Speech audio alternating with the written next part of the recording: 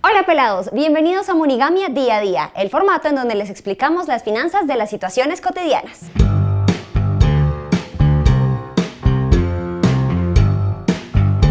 Una pregunta, ¿cuánto vale su hora de trabajo? ¿20,000? ¿50,000? ¿1 millón? ¿Miles de millones? No se rían que es una pregunta muy seria, y más a la hora de ofrecer sus servicios. Sí, tú, contratista, debes ver este video. Por ejemplo, es muy común ver diseñadores que fijan sus tarifas sin tener en cuenta las horas que le van a dedicar a cada trabajo. Como si este diseño fuera igual que este. No solo están cobrando menos de lo que deberían, el tiempo que emplean en estos trabajos largos les impide tomar más oportunidades laborales. Es decir, están perdiendo por dos vías.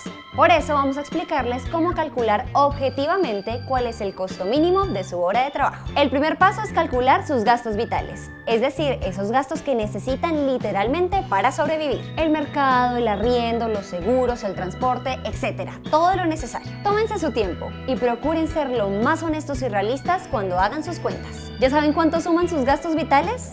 Perfecto, vamos entonces con el paso 2. En este paso debemos recordar cómo se ve una estructura de gastos saludables. Es decir, una persona tiene buena salud financiera si el 60% de sus ingresos se destinan a gastos vitales. El 30% de sus ingresos se destina a gastos no vitales, o sea, cosas necesarias pero que pueden vivir sin ellas. Por ejemplo, el internet o las fiestas.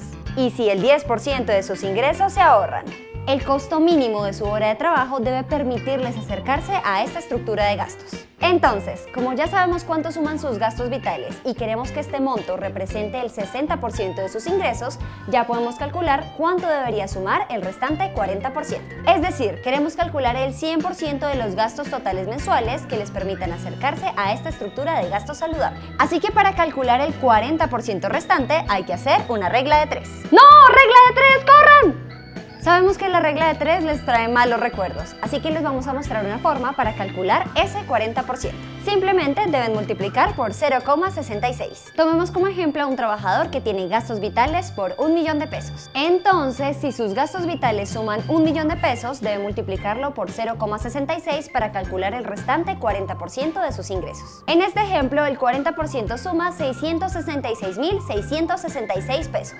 Esto implica que los ingresos totales mensuales que permiten acercarse a la estructura de gastos saludables suman alrededor de 1.666.000 pesos. Sin embargo, recuerden que una parte de ese 40% que calcularon debe ir a ahorro. Para encontrarla, simplemente tienen que dividir 666.666 en 4.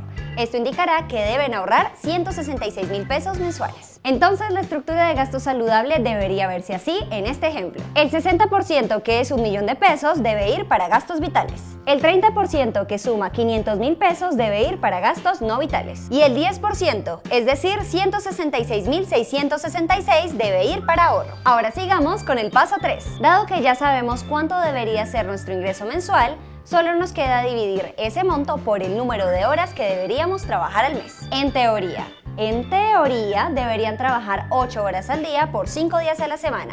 Esto suma 160 horas al mes. Si usamos el ejemplo anterior, deberían dividir 1.666.000 entre 160 y la hora de ese trabajador daría aproximadamente 10.400 pesos. Entonces, si la persona del ejemplo va a tomar un trabajo que le tarda 8 horas, debería cobrar 83.200 pesos. O si van a trabajar 160 horas al mes en una empresa, es decir, un trabajo de tiempo completo, deberían recibir un salario neto de 1.666.666 pesos. El costo mínimo de su hora de trabajo es la cifra con la que deberían tomar decisiones, ya sea si son contratistas o empleados de nómina de una empresa. Si les ofrecen menos que la hora de su trabajo, tiene sentido rechazar la oferta, porque si aceptan no van a poder cubrir todos sus gastos y metas de ahorro, y además se van a privar de la oportunidad de tener un trabajo que sí les pague lo justo. Nos vemos en una próxima entrega de Monigamia Día a Día, el formato en donde les explicamos las finanzas de las situaciones cotidianas.